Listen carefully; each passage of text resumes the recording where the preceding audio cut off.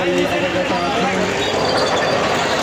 বাংলাদেশ গত 54 বছর যাবৎ গণতন্ত্রের নামে যেই শাসন চলতেছে, এই শাসন যেমনিভাবে তথাকথিত নাস্তিক মোর্চাদেরকে যে ধরনের কথা বলার শক্তি সাহস দিয়ে থাকে, অর্থাৎ স্বাধীনতা দিয়ে থাকে, ঠিক তেমনভাবে ইসলাম আমাদেরকে স্বাধীনতা দিয়েছে। এই সকল বাউলদেরকে শরীর থেকে তাদের ভারদানকে আলাদা করে দেওয়া হবে। মুসলমানের গ্রাম গত কয়েকদিন আগে এক দলের মহাসচিব বলতেছিল, যারা বাউলদের উপর আঘাত করেছে তারা উগ্র ধর্মান্ধ।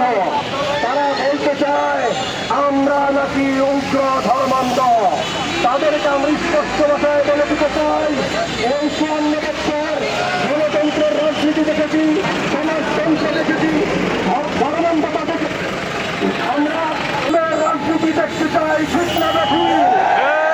যদি ইসলামকে আমরা সংসদে না পাঠাইতে পারি, তাহলে আমাদের এই ধরনের সমাবেশ আর বিক্ষোভের দ্বারা আমরা এই ধরনের নাস্তিকদেরকে নির্মূল করতে পারবো না।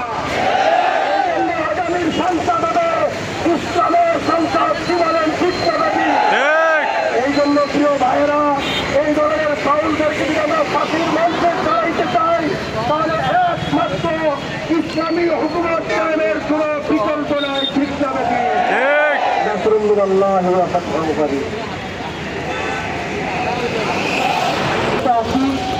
আমাদের দাবি একটাই, আবুল কোন বাউল না।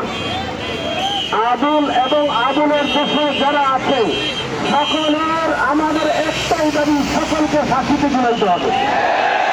দ্বিতীয় কোন শব্দ নাই, একটাই শব্দ, এই বাংলার বুকে তাদের কোন ঠাঁই নেই। সকলকেই ফাঁসির রায় দিতেই হবে ইনশাআল্লাহ।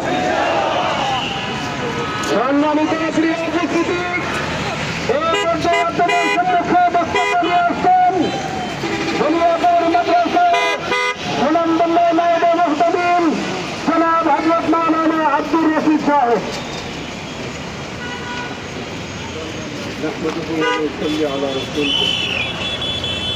সংগ্রামী তৌহিদি জনতা, আমরা এখানে একত্রিত হয়েছি আমাদের ইমানের দাবি বাস্তবায়নের লক্ষ্যে।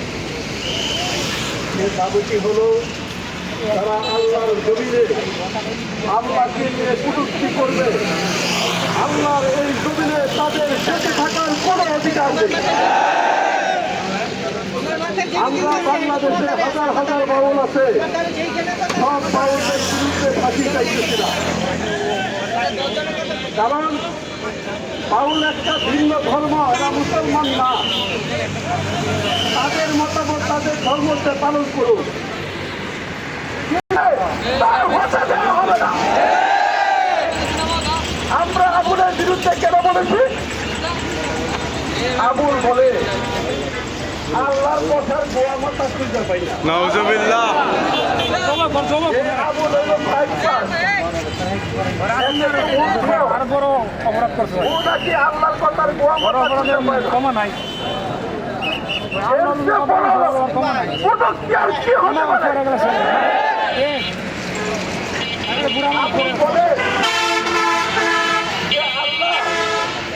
একবার এক এক কথা বলে, তো যারা এক একবার এক এক কথা বলে তাদের মুখ আর পিছনের রাস্তা নাকি এক? মুখ আর পিছনের রাস্তার মধ্যে পার্থক্য নাই। এমন নিকৃষ্ট ভাষা আল্লাহর সামনে ব্যবহার করেছে, প্রত্যেকটা মুসলমান যার কলমের ভিতরে বিন্দু পরিমাণ ঈমান আছে সে বরদাস্ত করতে পারে না। আমরা বরদাস্ত করব না। আমলরা যদি তওবা না করে, ইসলামে ফিরত না আসে, অপরাধ স্বীকার করে, তওবা না করে, তাহলে বাংলার জমিনে ওই বাবুরা থাকবে, নয় আমরা থাকবো। প্রধান উপদেষ্টা আপনি মুসলমান, কারো কথা শুনে বিবৃতি দিবেন না। ফখরুলকে বলতেছি, আপনি অনেক বড় বড় লিডার, কোনো কথা ভালো করে না শুনে বিবৃতি দিবেন না। আগে শুনেন আবুল কি বলে। আজকে বাউলদের এক গ্রুপ করছে। আগে শুনেন, বিএনপির মতো বড় লিডার, দলের লিডার আগে আপনি না শুনে কেন বাউলদের পক্ষপাতী অবলম্বন করবে? এদেশের সাধারণ জনগণ বিএনপির লোকেরা বাউলকে সমর্থন করে না,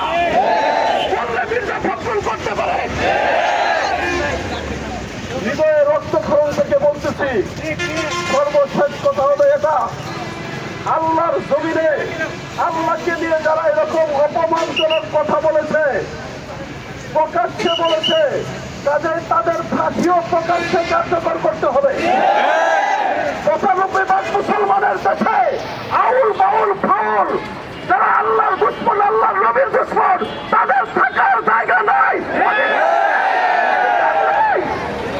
ফাঁসি ফাঁসি ফাঁসি চাই,